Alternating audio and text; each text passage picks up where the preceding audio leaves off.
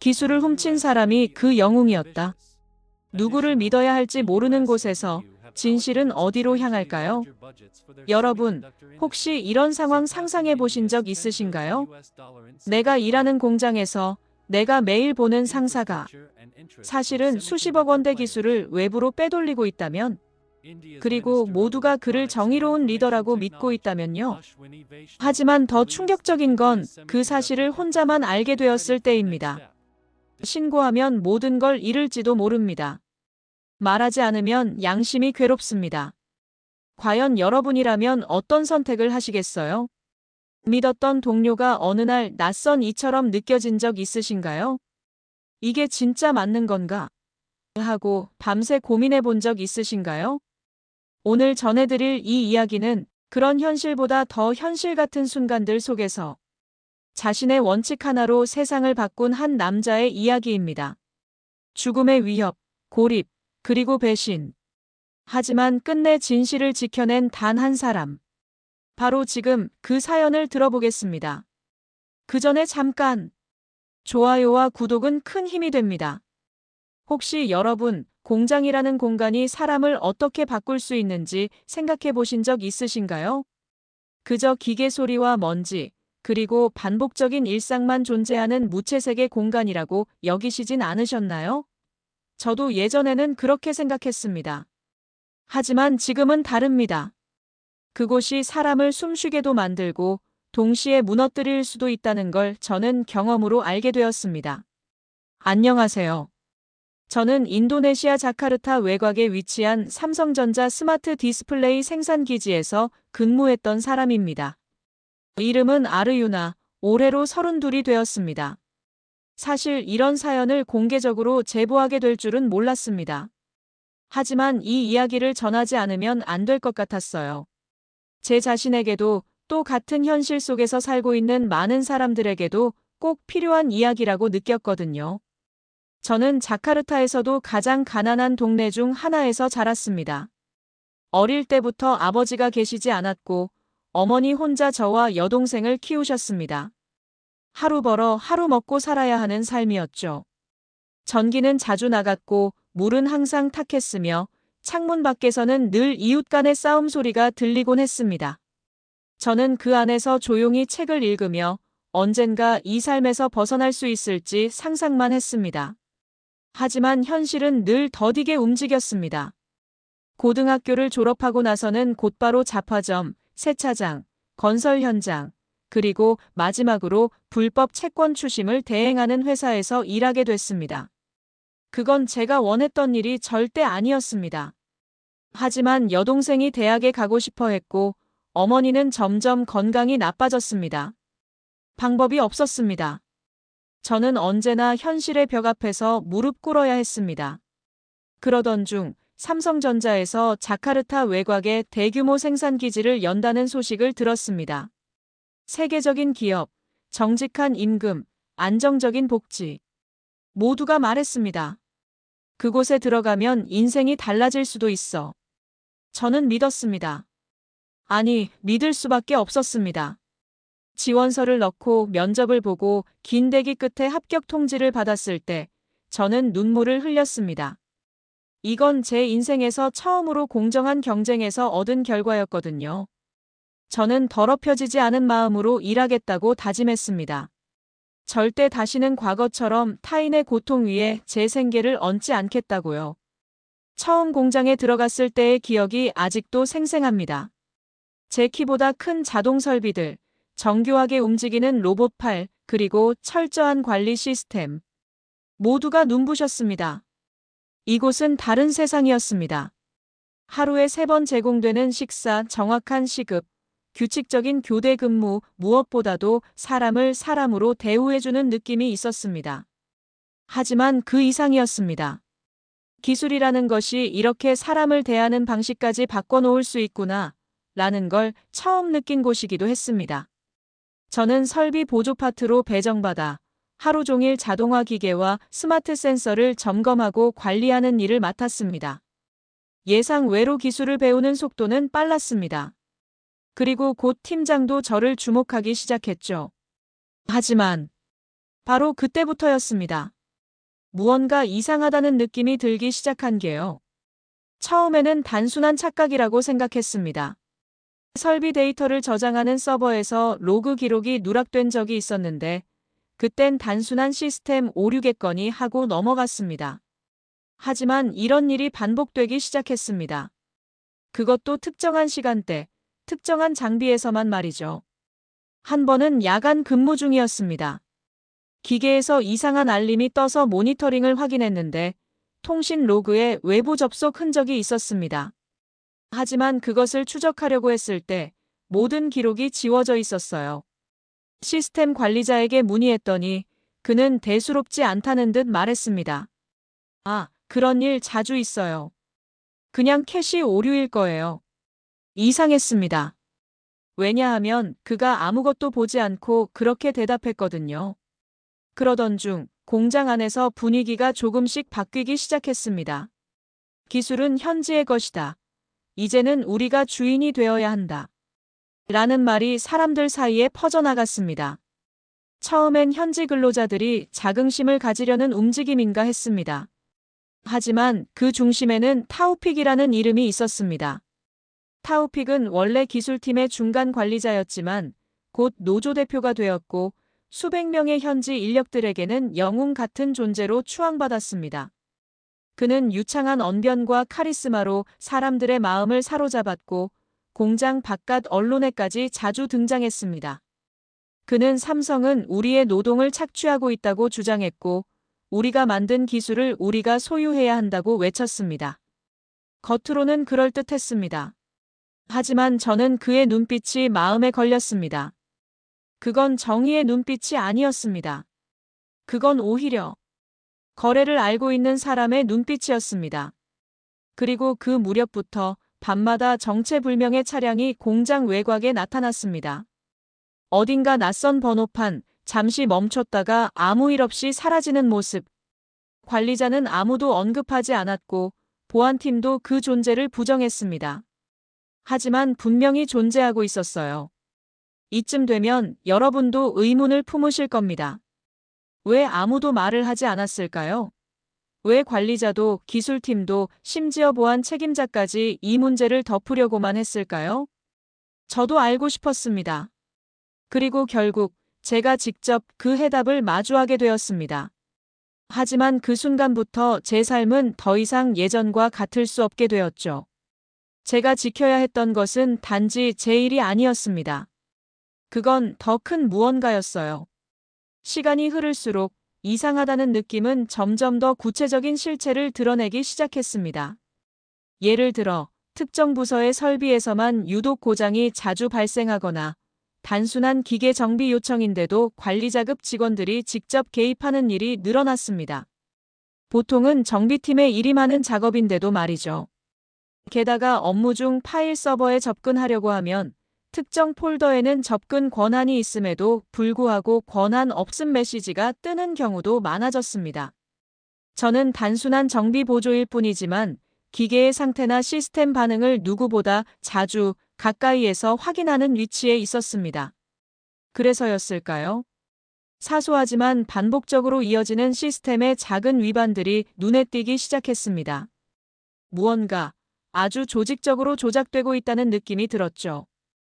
어느 날 저는 우연히 나딤 씨와 단둘이 야간 순찰을 돌게 되었습니다. 나딤 씨는 공장 보안 책임자로 이전에 군인이었다는 배경 때문인지 눈빛 하나 말투 하나에도 엄격함이 배어 있었습니다. 공장에서 대부분의 사람들이 그의 앞에선 조용히 입을 다물었지만 저에게는 종종 말을 걸어주는 드문 인물이었습니다. 그날도 그는 제게 묻더군요. 아르유나 씨, 요즘 설비 쪽 로그 이상 없다던데 그거 정말 아무 문제 없습니까? 그 말에 저는 순간 멈칫했습니다. 그는 제가 무언가를 느끼고 있다는 것을 알고 있는 듯 했습니다. 저는 조심스럽게 말했습니다. 정확히 말하긴 어렵지만 반복되는 이상 접속 기록이 있고 삭제된 로그도 있습니다. 정비 기록도 뭔가 정리가 안 되어 있습니다. 그는 한참 동안 아무 말도 하지 않았습니다. 그러다 조용히 말했죠. 그걸 느낀 사람이 당신만은 아닐 겁니다.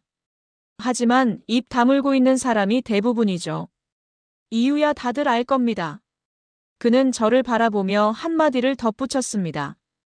공장은 사람을 살리기도 하고 죽이기도 합니다. 조심하십시오.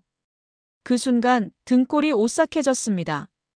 단지 설비 정비를 하던 제 삶이 이제는 무엇인가 더 큰 물결 속에 휘말리기 시작했다는 것을 깨달은 순간이었습니다.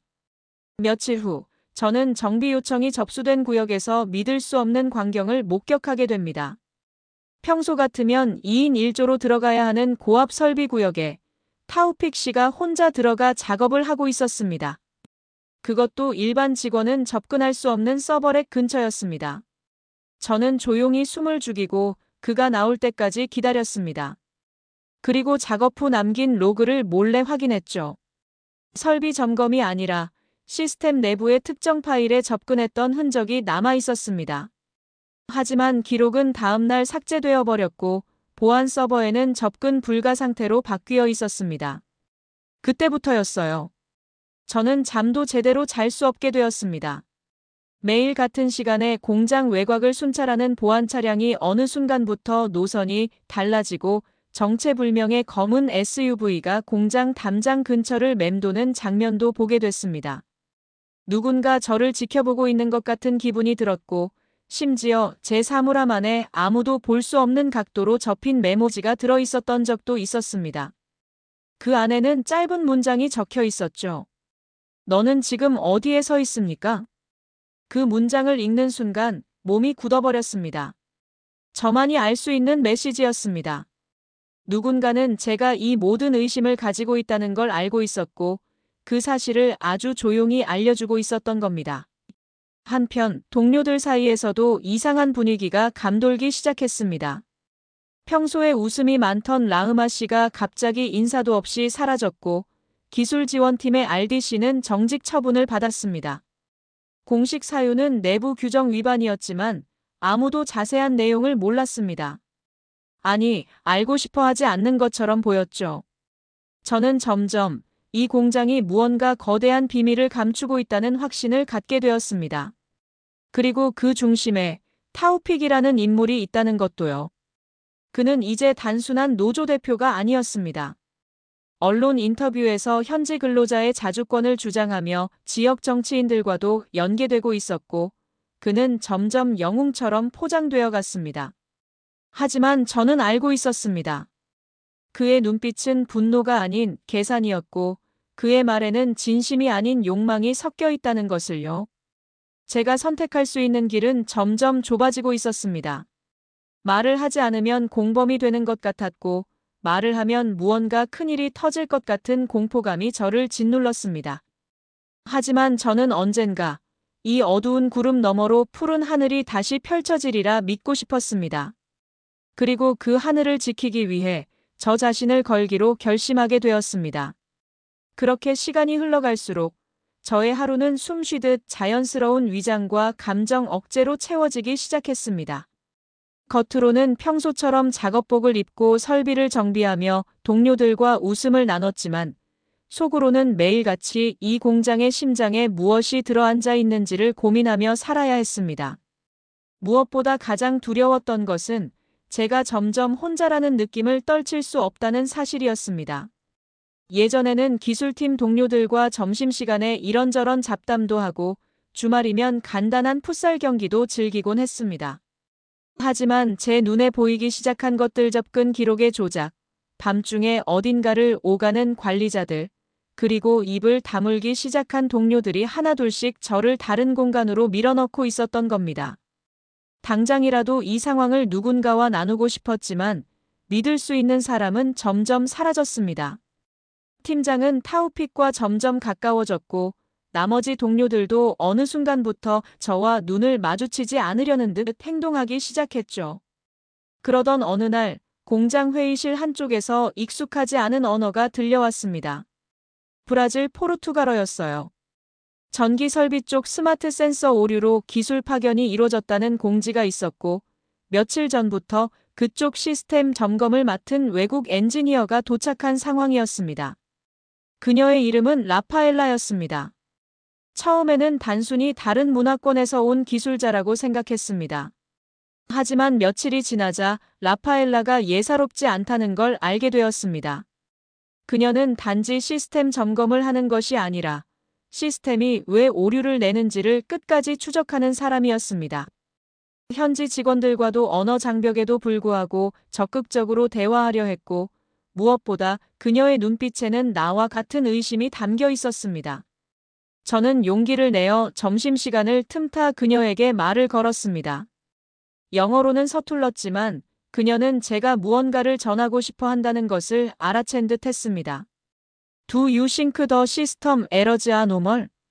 시스템 오류들, 평범하다고 생각하세요? 그녀는 고개를 저었습니다. No. These are not errors. These are masks. 그 말은 저를 오싹하게 만들었습니다. 마스크 가려진 것들. 그녀 역시 무언가를 보았다는 뜻이었죠. 며칠 뒤, 저는 야간 정비 도중 몰래 서버에 접근해 본 라파엘라가 당혹스러운 표정으로 저를 찾는 모습을 보게 되었습니다. 그녀는 숨을 고르며 조용히 제게 말했습니다. 데이터. 인터널 데이터 being copied out. 노 파이와 러코드. 그녀의 말은 곧 공장 내부에서 외부로 데이터가 유출되고 있는데 방화벽 기록조차 남지 않는다는 뜻이었습니다. 저는 소름이 돋았습니다. 그 순간 제가 느껴왔던 모든 의심들이 하나의 퍼즐처럼 맞춰졌습니다. 그리고 그 퍼즐의 중심에는 타우픽이 있다는 확신이 들었습니다. 라파엘라는 즉시 보안팀 나딤에게 이 사실을 전달했습니다. 저는 그 이야기를 전해 듣고 다시 한 번 숨을 죽여야 했습니다. 왜냐하면 나딤이라는 인물도 더 이상 보통의 직원이 아니라는 것을 알고 있었기 때문입니다. 며칠 전 나딤은 제게 한 가지 이야기를 들려준 적이 있습니다. 전쟁이 끝나고 나는 이 공장에 왔습니다. 이유는 간단했죠. 총이 아니라 기술이 이제 세상을 바꾼다고 생각했으니까요. 그는 공장이라는 시스템을 단순한 직장이 아니라 국가처럼 여기고 있었습니다. 그는 이 공장을 지키기 위해 살아왔고 누군가 이곳을 훼손하려 한다면 그가 가만히 있지 않을 거라는 건 분명했습니다. 하지만 문제는 그가 이 사건을 어떤 시선으로 바라볼 것인지에 있었습니다. 그는 외부 협력사 직원을 신뢰할 수 있을까요? 그가 과연 진실을 위해 움직일 수 있는 사람일까요? 제가 느낀 건 나딤은 단순히 보안 책임자가 아니라 판단자였습니다. 공장을 위해서라면 어떤 희생도 감수할 수 있는 냉정한 남자였죠. 그날 밤 저는 혼자서 설비 점검 일지를 정리하며 마음속으로 질문을 던졌습니다. 만약 나까지 침묵한다면 이 공장은 어떻게 되는 걸까? 그리고 그 질문은 바로 저의 다음 선택을 향해 저를 몰아갔습니다. 진실을 마주한 순간부터 그 진실을 지키지 않으면 살아남을 수 없다는 걸 저는 알고 있었습니다. 아직도 그날의 기억이 생생합니다. 마치 어두운 터널 속에서 빛을 찾아 헤매던 순간 같았습니다. 라파엘라 씨와 나눴던 교감이 저를 그 어둠 속에서 단 한 줌의 희망이라도 찾게 해주었습니다. 공장의 심장이라 불리는 서버실 근처 모니터에서는 여전히 내부 IP에서 외부로 빠져나가는 로그가 계속 떠 있었고 방화벽이 기록을 남기지 않는다는 사실은 단순한 기술적 문제가 아니라 누군가 의도적으로 기록을 지우고 있다는 증거였습니다. 그날 밤 비록 한마디 말도 하지 못한 채 서로를 바라본 것처럼 우리는 이미 전선 위에 서 있는 것과 다름없었습니다. 하지만 서로에게 무건으로 속삭였죠. 함께 진실을 마주하자. 며칠 뒤 라파엘라는 본사로부터 공식적인 스마트 팩토리 전환 준비 감사팀의 일원으로 파견되었다는 소집 명령을 받았습니다. 물론 절차적인 것처럼 위장되어 있었지만 실제로는 그녀가 이 사건을 추적하던 사실이 그대로 본사에 보고된 것입니다. 저는 그녀에게서 무언의 신뢰를 느꼈고 제 몸속에서는 불현듯 사명감이 움틀 것만 같았습니다. 그 무렵 공장 내 분위기는 더 이상 예전 같지 않았습니다. 타우픽이 이끄는 노조는 이제 우리의 시대라는 목소리를 방송 인터뷰까지 통해 지역 사회에 지속적으로 퍼뜨리고 있었고 현지 노동자들은 연일 시위를 벌였습니다.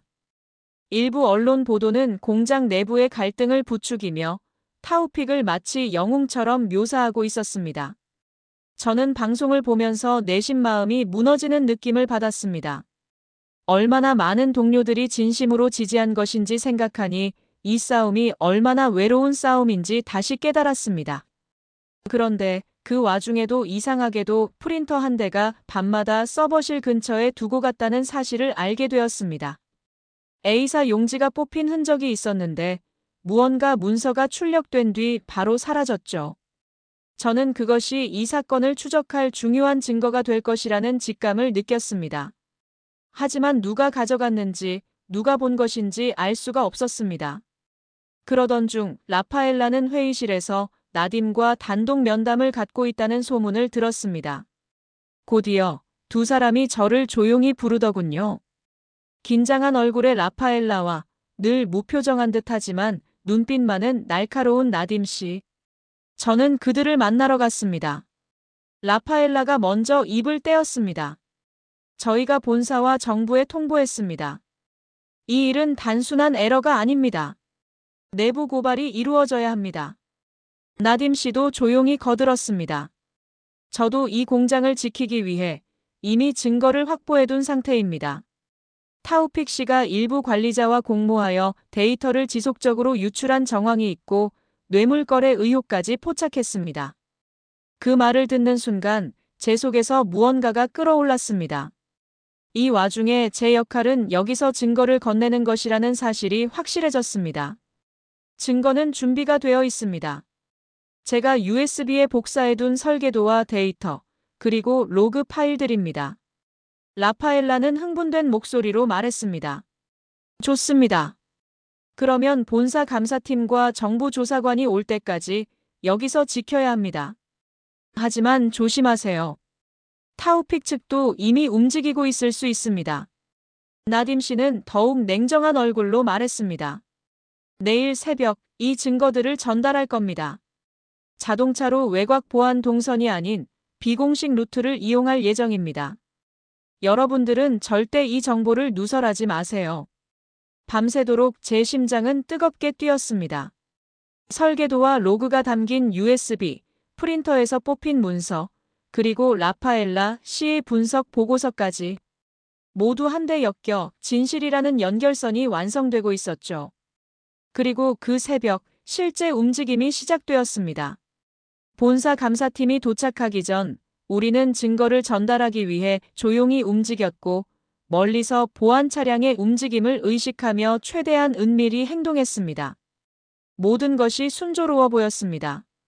하지만 그 순간 뒷골목 조명을 스치는 검은 그림자 하나가 우리의 움직임을 스치는 느낌이었습니다. 정말 누군가 우리를 미행하는 거겠죠? 라파엘라가 속삭였습니다. 그럴 것입니다. 하지만 흔들리면 끝입니다. 집중하세요.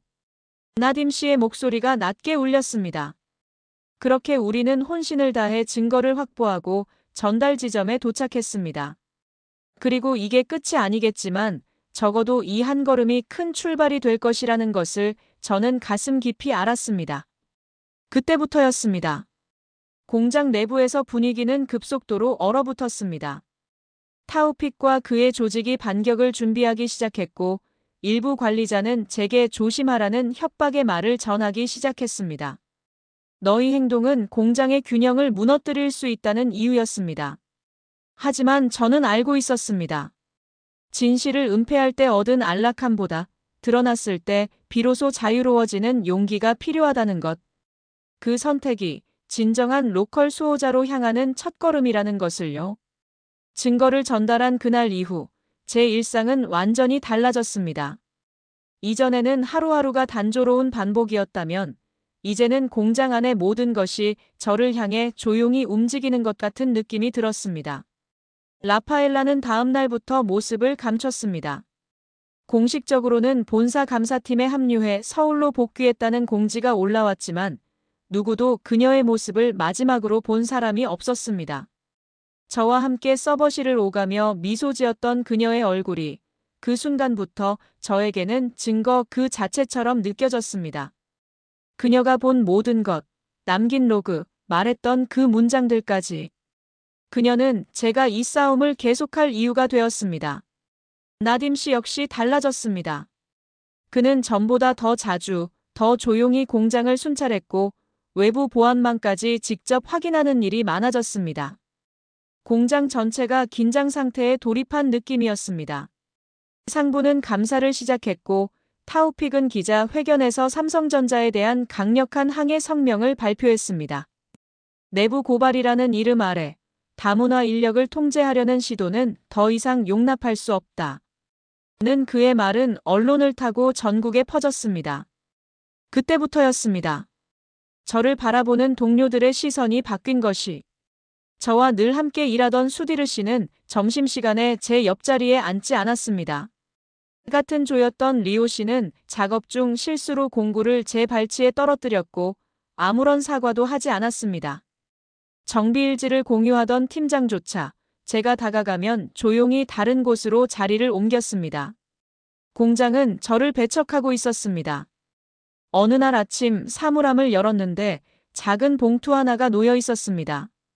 흰 봉투 안에는 낯선 지폐가 한 장, 그리고 이렇게 적힌 짧은 메모가 들어 있었습니다. 당신이 본 것은 잊어도 되는 것들입니다. 제가 떨리는 손으로 그 지폐를 꺼낼 때 등 뒤에서 인기척이 들렸습니다. 돌아보자 타우픽이 그 특유의 여유로운 표정으로 제게 말했습니다. 아르유나 씨, 너무 큰 일을 짊어지려고 하지 마세요. 모두가 살아야 하지 않겠습니까? 그 말은 위로가 아니라 경고였습니다. 그리고 동시에 선택을 강요하는 말이었습니다. 저는 그날 밤 잠을 이루지 못했습니다. 혼자 침대에 누워 천장을 보며 생각했습니다. 저는 정말 옳은 일을 하고 있는 것일까? 이 모든 것이 잘못된 방향으로 흘러가고 있는 것은 아닐까? 하지만 떠오른 것은 제 여동생의 얼굴이었습니다. 학비를 감당하지 못해 우는 어머니의 목소리, 그리고 그때 결심했던 제 다짐. 정직하게 살아야 한다. 다시는 타인의 고통 위에 제 삶을 쌓지 않겠다. 저는 다음 날 아침 나딤 씨를 찾아갔습니다. 저는 끝까지 가겠습니다. 그는 잠시 저를 바라보다가 말했습니다. 좋습니다. 하지만 이젠 당신이 걸어야 할 길이 됩니다. 누군가는 당신을 기억하고 누군가는 잊으려 하겠지만 중요한 건 당신이 잊지 않는 것입니다. 그 말은 무겁게 가슴에 남았습니다. 며칠 뒤 삼성전자 본사와 인도네시아 정부는 합동으로 공장에 대한 전면 감사를 선언했습니다. 모든 네트워크 로그가 복원되고 관리자와 노조 대표들의 계좌가 추적되었으며 몇몇 내부자들의 증언이 확보되었습니다. 그 과정에서 타우픽은 기자 회견에서 다시 한번 자신을 희생자라고 주장했지만 수십 개에 달하는 외환 송금 기록과 고급 시계, 그리고 개인 명의가 아닌 제3자 명의의 USB가 결정적인 증거로 제출되었습니다. 그리고 그 USB, 바로 제가 넘긴 그것이었습니다. 진실은 결국 밝혀졌습니다. 하지만 그 과정은 결코 아름답지 않았습니다. 일부 동료들은 해고되었고 일부는 여전히 침묵 속에 있었습니다. 그리고 저는 여전히 그 공장에서 조용히 일하고 있었습니다. 하지만 달라진 것이 있다면 제 명함이었습니다. 이제는 설비 보조가 아닌 로컬 윤리보안 담당관이라는 새로운 직책이 제 이름 아래에 적혀 있었습니다. 공장은 이제 AI 기반의 스마트 팩토리로 전환되었습니다. 일자리 감축에 대한 우려도 있었지만 정직과 신뢰를 바탕으로 다시 설계된 구조는 오히려 더 많은 기회를 만들어냈습니다. 그리고 저를 배척했던 동료들 중 일부는 다시 제게 인사를 건넸습니다. 진심인지 계산인지 모르겠지만 저는 이제 그것에 연연하지 않기로 했습니다. 왜냐하면 저는 이제 더 이상 누군가의 명령에 따라 사는 기술자가 아니라 이 공장의 윤리를 지키는 수호자로 존재하고 있었으니까요. 감사가 시작된 이후로 공장의 공기는 눈에 보이지 않는 긴장으로 가득 차 있었습니다. 설비의 기계음조차 평소보다 더 날카롭게 들렸고 회의실 유리창 너머로 보이는 관리자들의 표정에는 여유라는 단어가 사라진 지 오래였습니다. 그리고 위협은 더 노골적으로 다가오기 시작했습니다. 어느 날 퇴근 후 집으로 돌아가는 길이었습니다. 늘 타던 버스 대신 오토바이 택시를 타고 골목길에 다다랐을 때 저를 부르는 낯선 목소리가 들렸습니다. 아르유나 씨, 잠깐 이야기 좀 하지요. 순간 발걸음이 멈췄습니다. 골목 입구에 검은 셔츠를 입은 남자 2명이 서 있었고 그중 한 명은 제 이름을 알고 있었습니다. 그들은 정중한 척 다가왔지만 눈빛에는 위협이 서려 있었습니다. 회사에서 일어나는 일, 너무 깊이 개입하지 않는 게 좋습니다. 알죠? 저는 아무 말도 하지 않았습니다. 그 순간 저를 짓누르던 공포는 숨이 막힐 정도였지만 제 입은 자연스럽게 말을 꺼냈습니다. 저는 제 할 일을 했을 뿐입니다. 그들은 한동안 조용히 저를 노려보다가 결국 아무 말 없이 사라졌습니다. 하지만 그들의 발소리는 길게 메아리쳐 제 안의 불안을 더욱 키웠습니다. 그날 밤 저는 두꺼운 철제문을 2번 잠그고 핸드폰의 전원을 껐습니다. 누군가가 저를 감시하고 있다는 느낌, 제 사생활조차 더는 안전하지 않다는 감각. 이것이 내부 고발자의 현실이었습니다. 하지만 이상하게도 저는 물러서고 싶지 않았습니다. 지금껏 제 삶이 단 한 번도 누군가의 보호를 받아본 적이 없었다는 사실이 이번만큼은 오히려 제게 용기를 주고 있었기 때문입니다. 이번에도 혼자 싸워야 한다면 저는 그것을 감당할 준비가 되어 있었습니다. 며칠 뒤 공장 내에서 중요한 인사 변동이 있었습니다. 그동안 타우픽과 가까웠던 관리 책임자 중 한 명이 전격 사임한 것이었습니다. 이유는 개인 사정이었지만 모두는 알고 있었습니다. 감사 결과 중 하나가 조용히 정리된 것이라는 걸요. 그리고 바로 그 다음 날 나딤 씨가 저를 따로 불렀습니다. 아르유나 씨, 조심하십시오. 그들이 당신을 협박하는 방식은 점점 더 치밀해질 겁니다. 그들은 진실을 파헤친 당신을 배신자로 만들고 싶어 할 겁니다. 저는 조용히 고개를 끄덕였습니다. 이미 감당할 준비는 되어 있었습니다. 하지만 바로 그 순간 나딤 씨는 책상 서랍에서 무언가를 꺼내 제게 건넸습니다. 그것은 보안 인증서와 함께 발급된 새로운 사내 직책 배지였습니다. 이건 공장 측에서 결정한 사항입니다. 지금부터 당신은 공식적으로 내부 보안 협력 담당자입니다. 당신의 결정은 이제 공장을 움직이는 데 있어 중요한 역할을 할 것입니다. 그 배지를 받는 순간 저는 벅찬 감정을 느꼈습니다. 단순히 직책을 얻은 것이 아니라 그동안 제가 걸어온 길이 틀리지 않았다는 확인을 받은 것이었기 때문입니다. 하지만 바로 그 다음 순간 저는 회사 복도 한쪽에서 또 하나의 편지를 발견하게 됩니다. 노란 봉투에 담긴 짧은 문장. 너 하나만 사라지면 이 공장은 다시 평온해진다. 편지 안에는 무언가 분필처럼 부서진 하얀 가루도 함께 들어 있었습니다.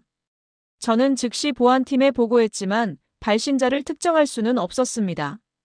누군가는 저를 없애고 싶어 했고 또 다른 누군가는 그걸 막으려 했습니다.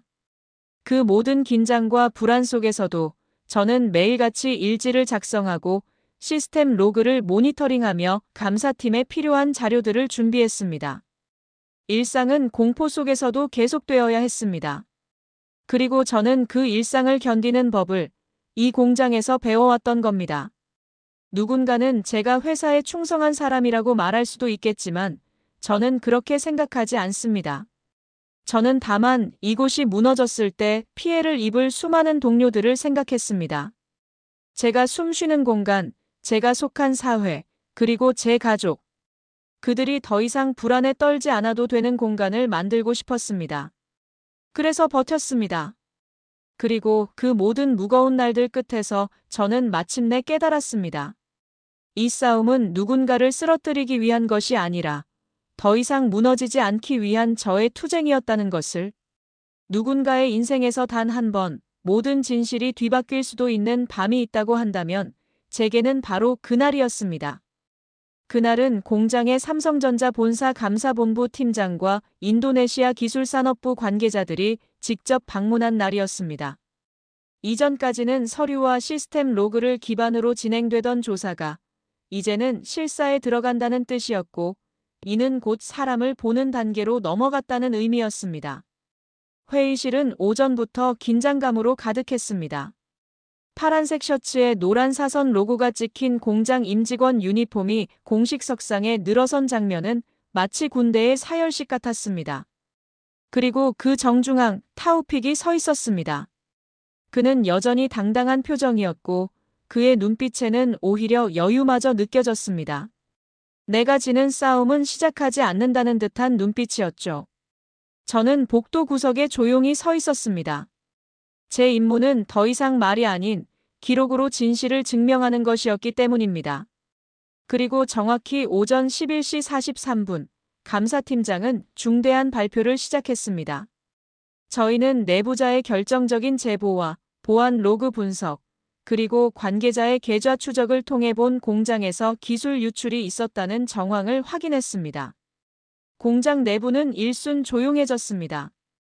타우픽은 고개를 들지 않았고 일부 관리자들은 서로 눈빛을 교환했습니다. 그리고 이어진 발표는 예상보다 훨씬 더 무거운 내용을 담고 있었습니다. 다만 현재 제출된 증거 중 일부는 조작되었을 가능성도 있으며 특정 내부 고발자가 의도적으로 데이터를 왜곡했을 가능성 또한 조사 중입니다. 그 순간 제 심장이 덜컥 내려앉는 느낌이 들었습니다. 의도적 조작? 그게 무슨 말입니까? 저의 증거가 오히려 왜곡되었다고 의심받고 있다는 말이었습니다. 믿을 수 없었습니다. 저는 그 모든 자료를 직접 수집했고 삭제된 로그까지 복구해 제출했는데 그게 조작이라니요? 당황한 제 앞에 나딤 씨가 다가왔습니다. 아르유나 씨, 누군가 당신의 자료에 더시피기를 했습니다. 당신이 제출한 로그와 동일한 형식으로 허위 접속 기록을 추가해서 마치 무고한 관리자가 범인처럼 보이게 한 겁니다. 그걸 감식팀이 발견했습니다. 순간 제 눈앞이 하얘졌습니다. 제가 모은 모든 진실이 조작된 하나의 파일 때문에 조작된 진실이 될 뻔한 상황이었습니다. 왜 그랬을까?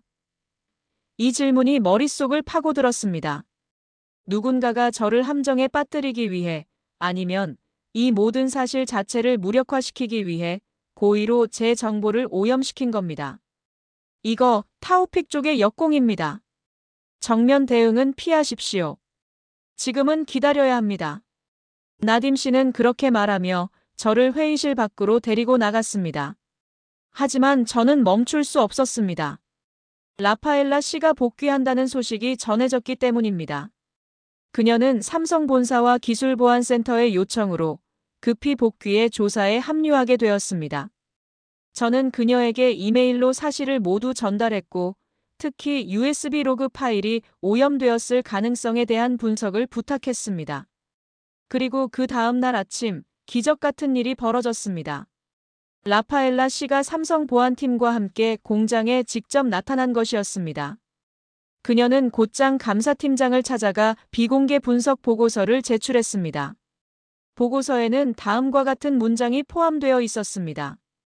본 보고서는 최초 제보자인 아르유나가 제출한 원본 USB와 사후 위조된 사본 간의 시차 데이터를 비교 분석한 결과입니다.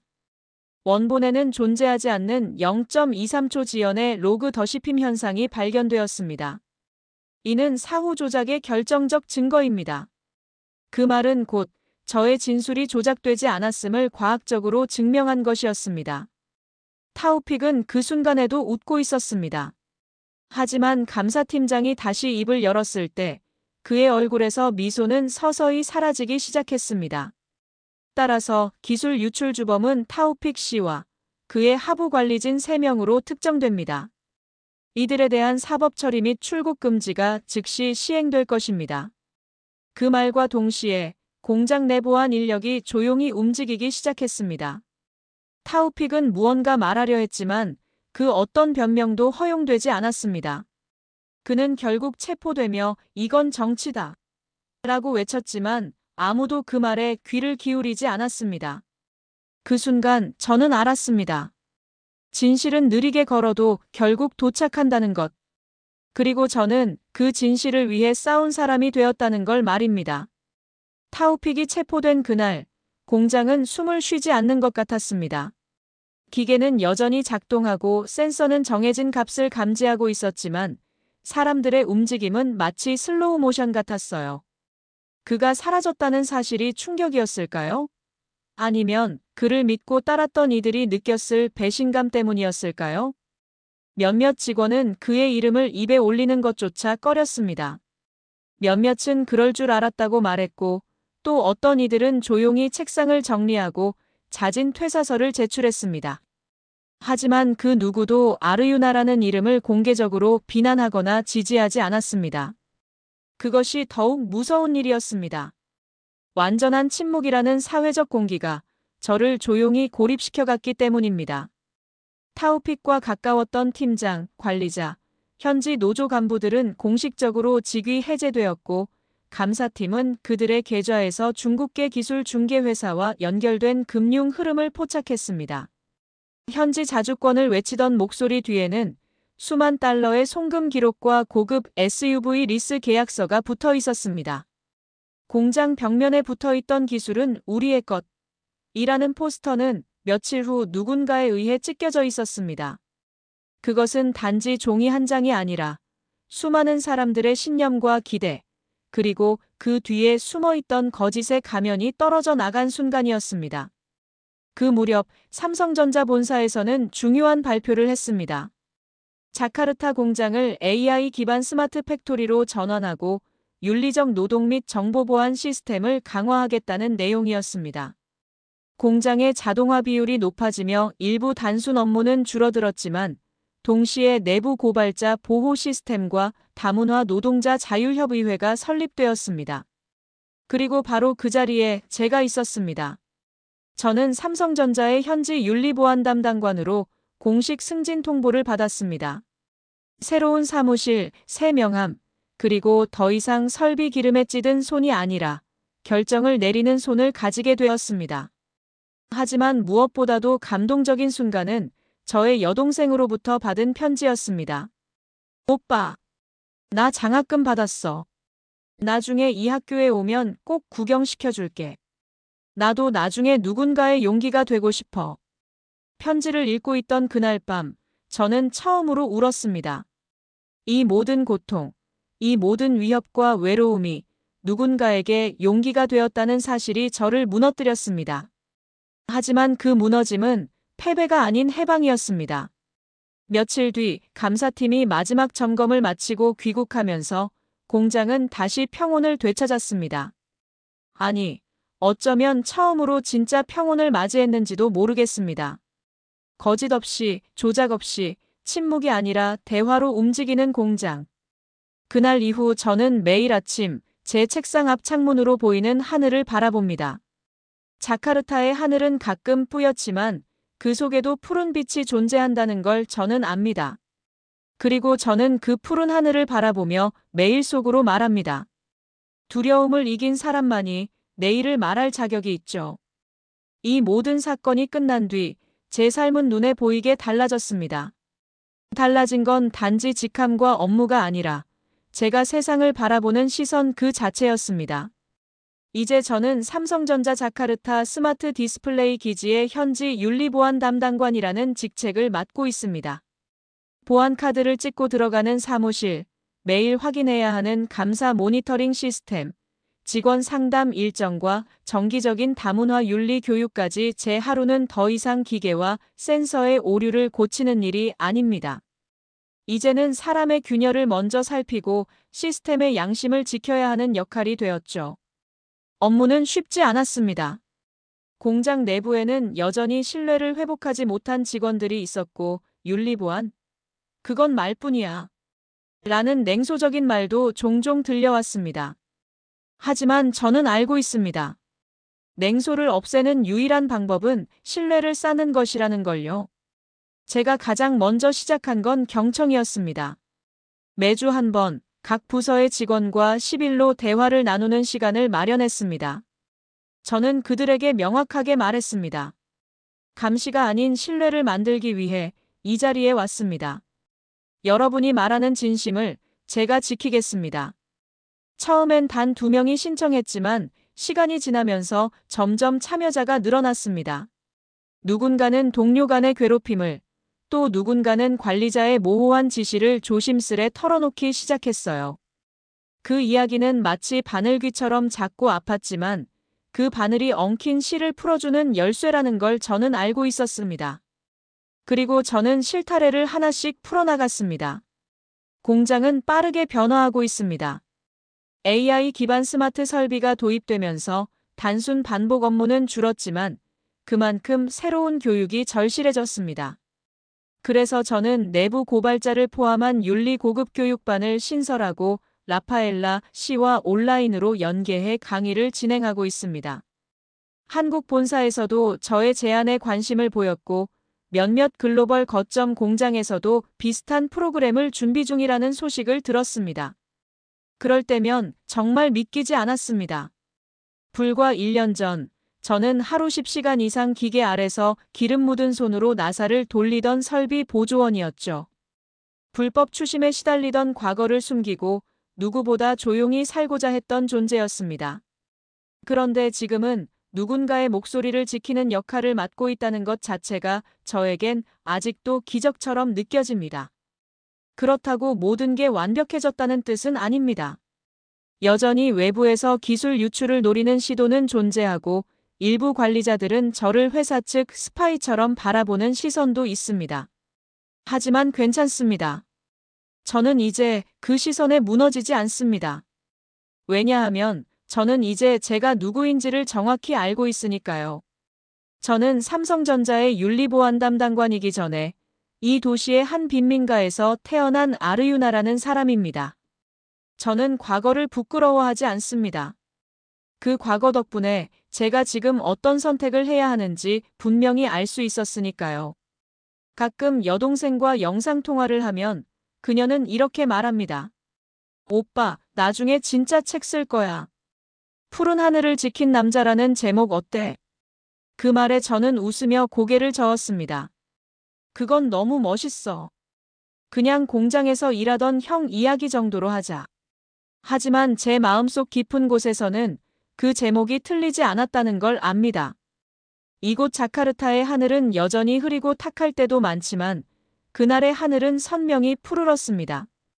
타우픽이 체포되던 날, 라파엘라가 돌아오던 날, 감사팀장이 진실은 확인되었습니다 라고 말하던 날, 그 모든 순간 하늘은 정말 푸르렀습니다. 지금도 매일 아침 출근길에 공장 정문 앞에서 하늘을 한번 올려다봅니다. 그리고 혼잣말처럼 속삭입니다. 두려움을 이긴 사람만이 내일을 말할 자격이 있죠. 그것이 저의 이야기입니다.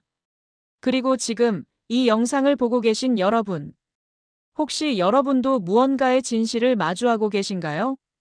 혹은 말하지 못하고 있는 무거운 마음이 있으신가요? 그렇다면 제 이야기가 아주 조금이나마 용기를 드릴 수 있기를 바랍니다. 그리고 이 말로 마무리하고 싶습니다. 당신의 선택이 옳았다면 세상은 결국 그 선택을 기억해 줍니다. 감사합니다.